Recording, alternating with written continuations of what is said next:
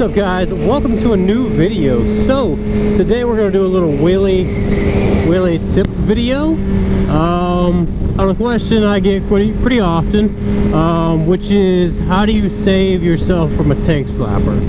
Now I'm not gonna go ahead and show you guys what a tank slapper is in this video, but I have other videos that I have gotten tank slappers on years and years ago doing wheelies, and a lot of that I attribute to going very fast doing the wheelie.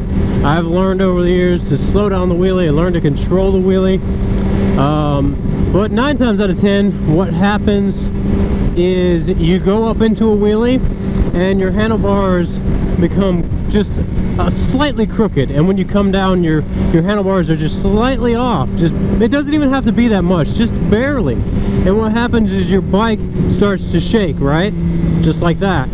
And when your bike starts to shake like that, the only way really to save it without having a what do you call it? Yeah, you gonna let me go? Pretty sure I have the right of way. Thanks.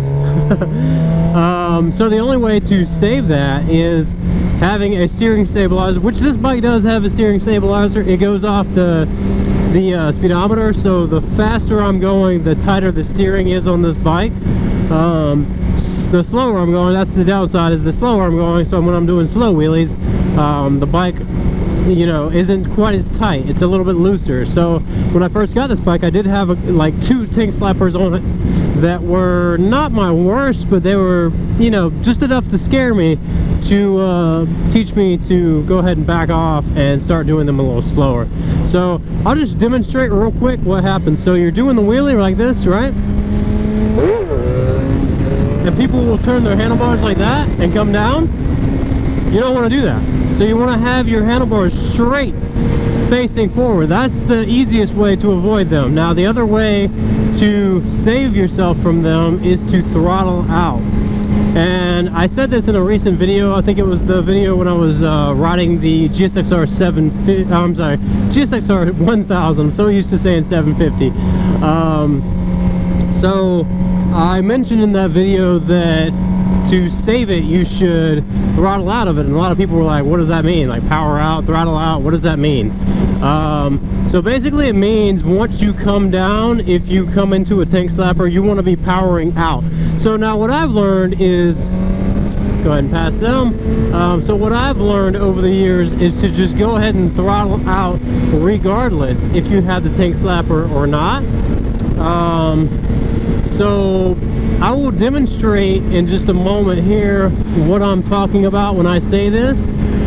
So basically I'll just explain real quick. So what I'm saying is, when you come down, say you're going 50 miles an hour when you come down, you want to give it a burst of RPMs, a burst of power as you're coming down. So you want to be throttling out of the wheelie. So when you come down, you want to be going faster. You want to proceed to go faster. You don't want to slow down. You don't want your bike to be slowing down when you come down from the wheelie.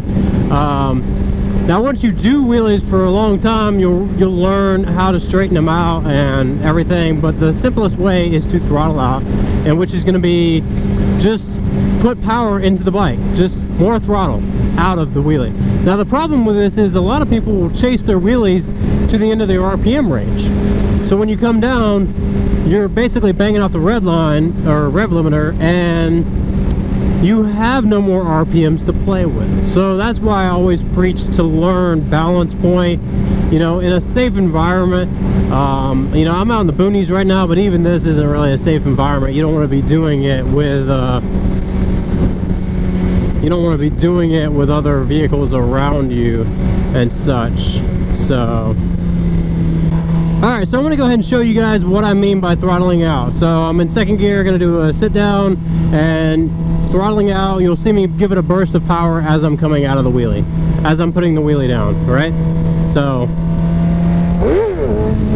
wheeling, balance point, as I'm putting it down.